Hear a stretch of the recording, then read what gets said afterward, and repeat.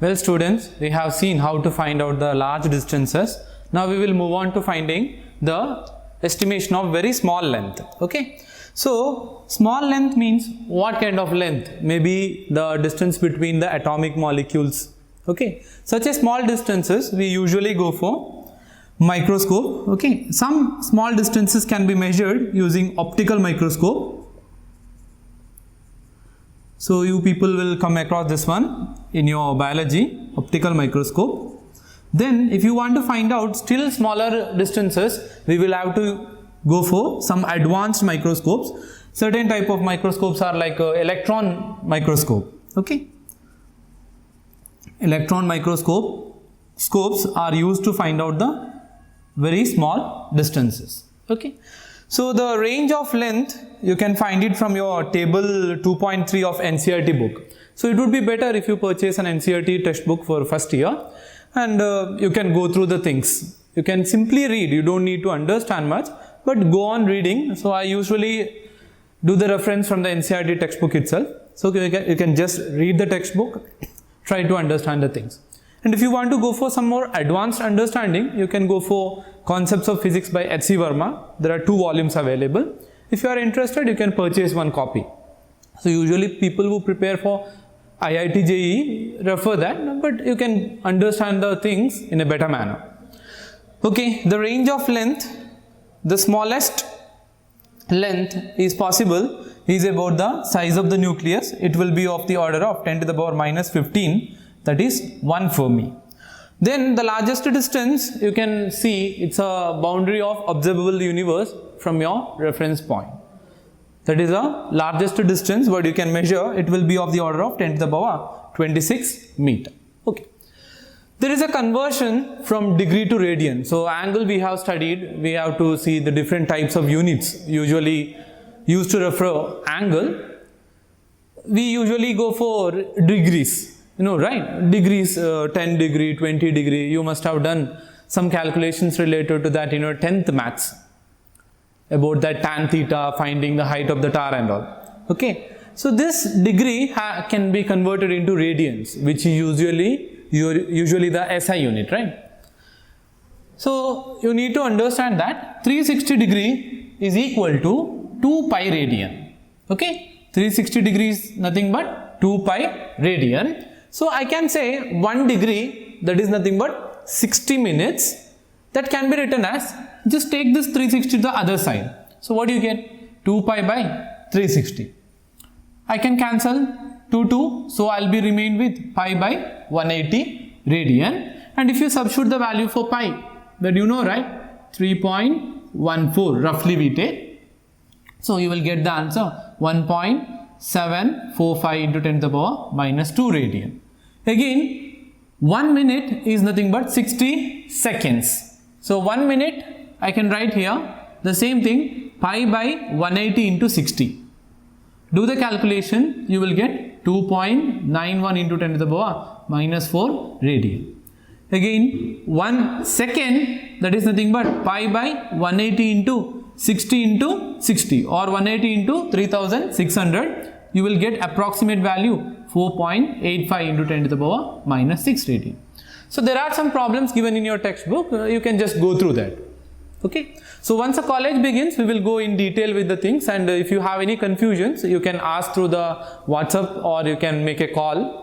You can clarify your confusions. Okay. Don't need to worry about the things. Even if you don't follow now, you can slowly start following that. Next, we will measure the mass. How the mass is measured. Mass is a basic property that doesn't depend on temperature or time or location. You know, right? The difference between mass and weight. Weight actually depends on the planet.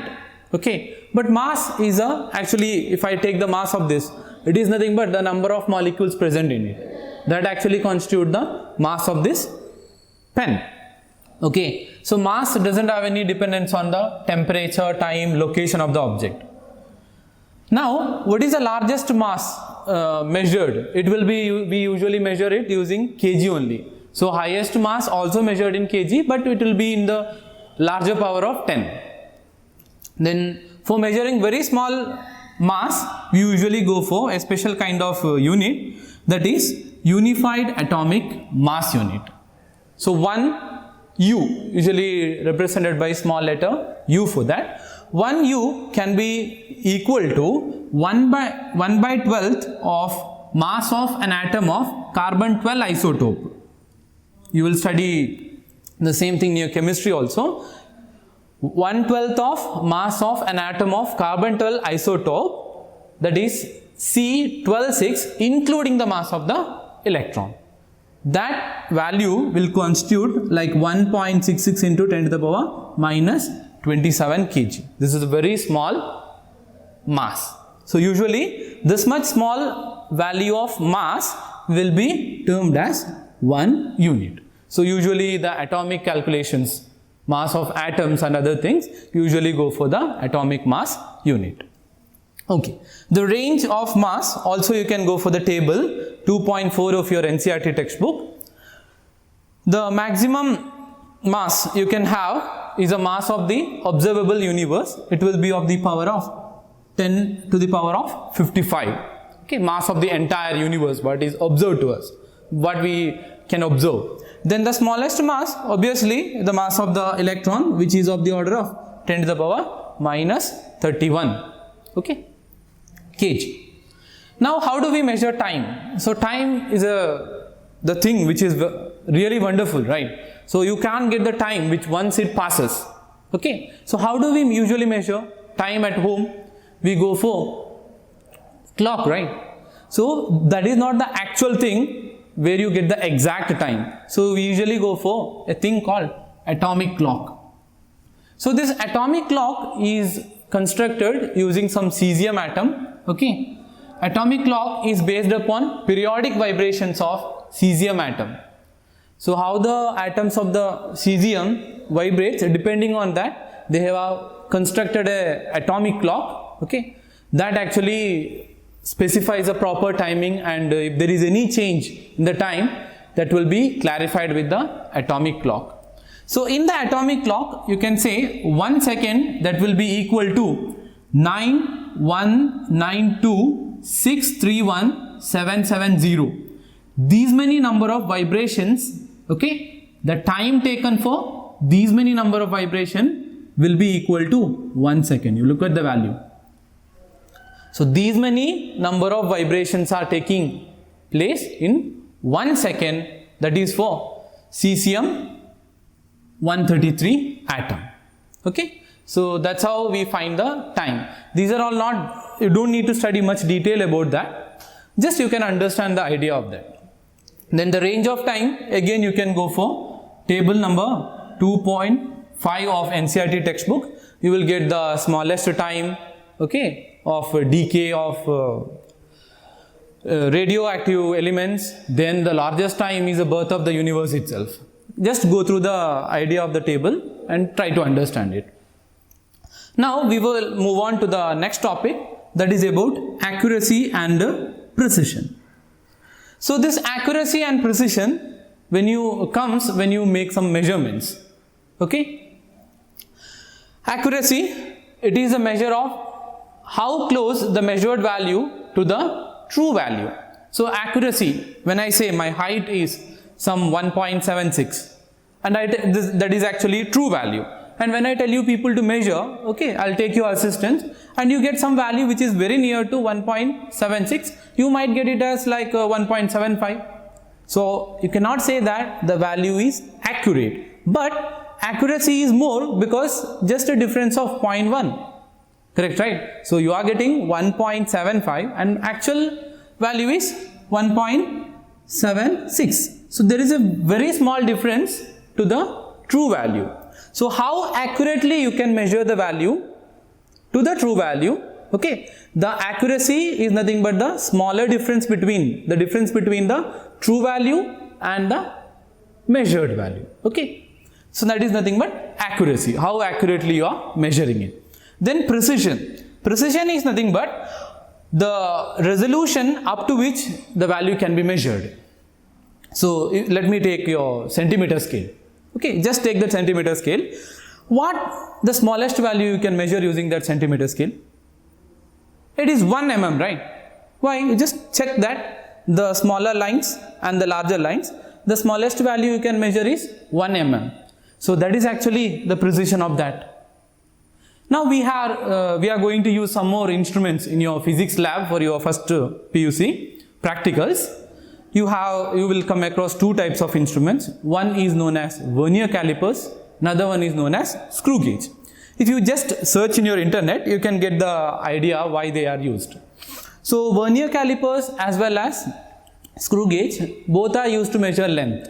So usually they may be using in the making of some different models and maybe used to measure some accurate values, okay, or maybe the making of different parts of vehicles and checking their thickness, such type of different activities they will be using these instruments. So you can see here your centimeter scale is going to give you the least value, okay, we call it as the least count, that is 1 mm. But when you go for the other measurements, you will get smaller values like 0.01 centimeter, even 0.01 millimeter. You can measure still smaller values using these instruments. You will come across that in your practical so that you can understand it clearly. Okay.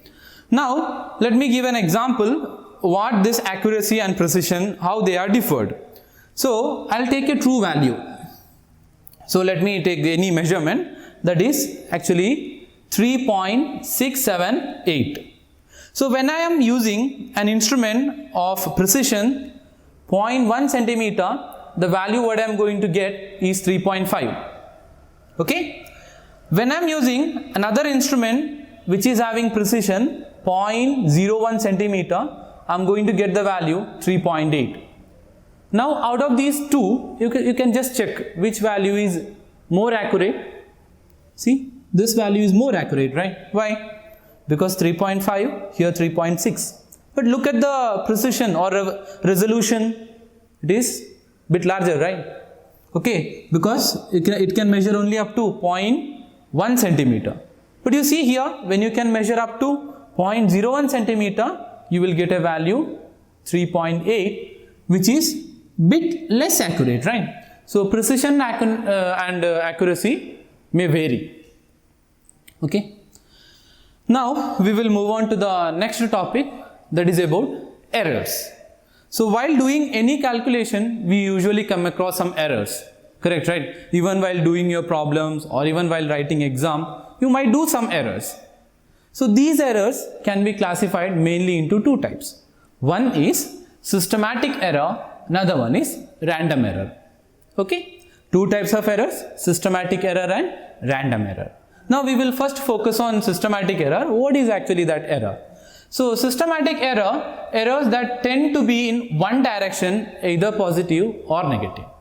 So systematic error usually will get a value, okay, that is either positive. See, if it is an accurate value, I am getting lesser value to the accurate value or more value to the accurate value.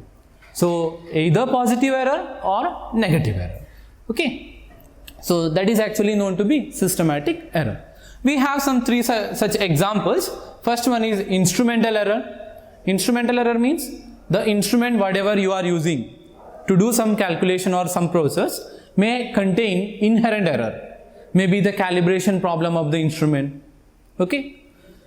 Such type of error will lead to, such type of mistake in the instrument will lead to the instrumental error. Maybe because of the problem with the calibration of the instrument. Now, imperfection in the experimental technique. So you don't know exactly how the experiment has to be performed, then still you are doing the experiment. So usually I can give you one example. When you measure the temperature of the body, so if you keep it under the armpit and measure, the temperature what you get will always be less than the value of that of the actual body temperature. So that may be one of the error with the procedure or the technique what you are following. The next one is a personal error. See, that may be due to your inaccuracy or your negligence or some kind of imperfection about the knowledge of the experiment, such type of thing. So it's an error committed by the person. Okay. So this chapter usually carries 3 marks. You don't need to be much worried about that. you will get one definition or a 1 mark question, then one 2 mark question. Okay, so you can easily follow the things. Just follow NCERT textbook, start reading. We will see the things in the next class, remaining things.